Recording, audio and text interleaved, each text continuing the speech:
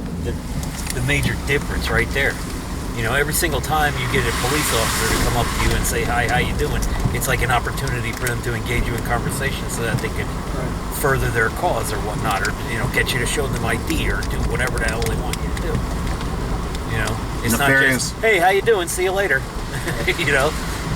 Plus it builds rapport, you know, if something more to happen, you'd be more apt to talk to people, They'd want to actively be involved or, this is what you look like, this is where you win. 6 of us have been shot. 1 female, 5 men.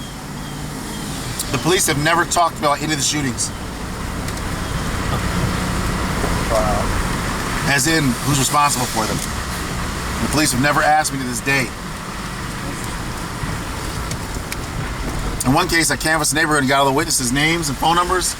They never talked to any of the witnesses. To this day. Our last shooting was in 2000. 6 of us have been shot. Nobody even questioned about shooting us. Were there any additional victims involved, like other bystanders or? Nope, except in one case where I put the guy down who shot 2 of us. Other than that, no, never. No one's ever been questioned even. Not even questioned, like, I thought you're supposed to, like, go to the scene and question people. Like, nothing. Probably nothing. wrong. They're going to do a better follow-up job than we will. Man. So I called every TV studio every time my personnel got shot. They never did a story on any of our shootings. I was like, man, I think it's pretty interesting. Yeah. I mean, it's like these drive-bys. A drive-by that happened, a female standing next to me. I pushed her head down. It's broad daylight, beautiful day, major street, 6 lanes across a street, 6 lanes. Cars back to back. The car spins around in the middle of traffic and just unloads on us. I pushed her head down. 6 rounds went right over her head. It's a 7.62. It's an AK-47 or an SKS. Can't tell the difference from the front. I turned my face away from the debris. It's burning into my face. And she stands up, and the guy was like aiming out of the window, went for her head. And when he went for her head, he ended up shooting her with the last round that he hit her with, hit her in the hip. And she's walking and everything now. And they said there's no way she should be able to be walking. How's it going today? All right, everything okay? All right, have a good one. It's just amazing to me. It is amazing, the difference. It really is.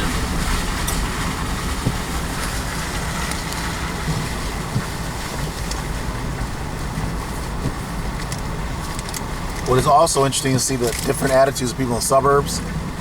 I had a lady tell me, she goes, our police in St. Clair Shores, you know, they're not like that. They're very professional and blah, blah, blah, blah. Then a month later, she calls me back and says, okay. Let me tell you what happened to me. She said, my car came on and I thought someone was in my kitchen because my auto starter was on my keyring in my kitchen. So I called the police and let them know I think they're in the kitchen, the criminal who's messing with my keys. She has a Sheltie dog. So the police were like, we can't come inside, you have a Sheltie. She says, I'll take the Sheltie outside. I'll go outside while you guys go inside. They said, ma'am, don't come out of the door. She goes, I think someone's in my kitchen. In there, a criminal. They go, ma'am, there's nothing we can do. We have to leave. You have a dog. And they left. She said, what about the criminal? They go, ma'am, you have a dog. We can't, it's liability. We can't go in there. So she, you know, went to the chief of police. The chief of police apologized. They got written up and, you know. So then a month later, the police see her car door open, come up to the door and knock on it, tell her her door was open on her car. She's like, so let me get this straight. If I call you because a criminal is in my house, you don't care about that. But if my car door is open, you want to pull over to tell me my car door is open. How does that make sense? Certainly does. Yeah, it's avoiding the serious issues and just going after, whatever. Majoring in minor and minoring in the major. That's a good way to put it. That's what I heard when I first came to Detroit. They go, Detroit majors in minor things and minors in major. The chief of police here one time captured a illegal video sales guy. Now, I'm not saying you should have illegal sales of DVDs. Oh, bootlegs. Yeah, but of all the crimes, I don't really think people are saying, hey, let's not invest in Detroit. Hey, let's not go to Detroit. Hey, let's move from Detroit, because they found out someone sells illegal DVDs. This was a major expose on crime, because she caught these people and they ran the records and found out the layer in which they're doing all these computers in this house. Is 7 computers burning all these movies, and they caught this major illegal distribution center. Meanwhile, there's the sex slave capital of America right here. They can't capture any of the sex slave houses. Wow, I didn't know that. Well, that's what they say. They Because say this is like a pipeline. They grab the girls from Detroit because no one knows where the girls are. Listen, there's no Amber Alerts. There's been one Amber Alert this year in Detroit. It was like last week. Okay, 1. So think about that for a second. In a town full of issues, all the children are safe? How's that possible, that all the children can be safe? Unaccounted for. It shows you, what they prioritize. They're just not reporting them. They're not, the families are reporting them. The police are not reporting them to the system. No one's looking for these kids. There are kids missing here, lots of them, and nobody's looking for the kids.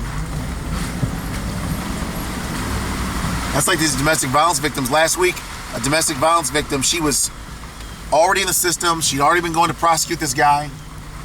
She's now driving at 90 miles an hour down a side street, flies off an embankment because she's being chased by her ex. Her and her child both die as they go over the bridge into oncoming highway traffic and kill 4 people in a car. So 6 people dead because he was allowed to chase her to death. And what we do in those cases is we stop those guys, and the way we stop them is by letting them know that we are watching over her. And that's all it takes. I even had a guy one time, he was saying, I'm bipolar. You could hear it on the voicemail. He's like, I'm bipolar.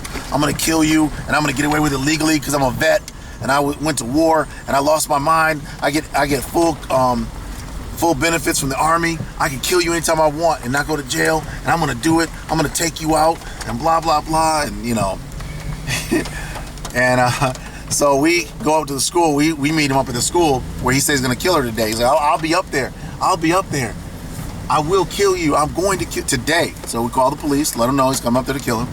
There's no police. This is not Detroit either. This is a suburb of Detroit. It's called Southfield. And the police never showed up. As soon as I got out of the car and walked towards the guy's like, hey, I know you from the TV. I saw you on TV, man. It's not that kind of party. It's not that serious. He's like, man, no, we're not gonna have any problems. We're not gonna have any problems. I saw your show. I was like, oh, good. So you understand what we're here for? Yeah, man. Oh, we're just not. We'll be fine. I'm not gonna do it.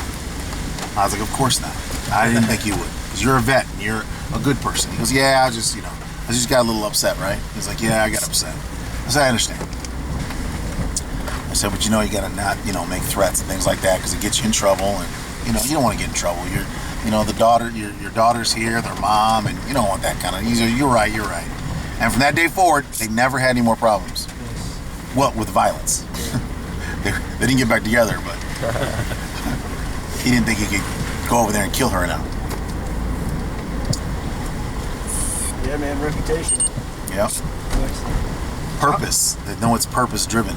Right. He knew I wasn't there for anything other than the violence at hand. So he said, once he said, hey, I'm not for that, I'm not going to do anything, he knew that meant nothing's going to happen to him, because he knows what he's focused on. How's it going today?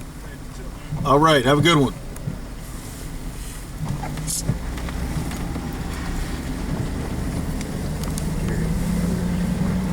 So one of the things I enjoy is as you guys can see how people are open to us. They like waving us, honking. They go out of their way to wave, honk, and talk to us. Glad to see you here. Right. And it took 6 months actively, stopping and explaining, we're here to help you. If you see anything, you can call us. We will come to help you. And I remember this one lady got upset with me. She said, I haven't heard about you guys arresting anyone. Where's your arrest at? I was like, ma'am, have you heard about any rapes, robberies, or killings? And she was like, no. Okay, well, that's what we're here for, to make sure that doesn't happen. So we don't have to have any rapes. We don't have to have any arrests. That's why you don't have any, because no one got the chance to rape, rob, or kill anyone here. She was like, oh, yes. Takes some a little longer. She was like, man, that makes sense. But you had to explain it. I remember I got cussed out by this lady. I got out of a car. We were going to do a demonstration teaching the security for the school system here. And we did this for free because they said they didn't have a budget. I didn't care about that. It's for the kids.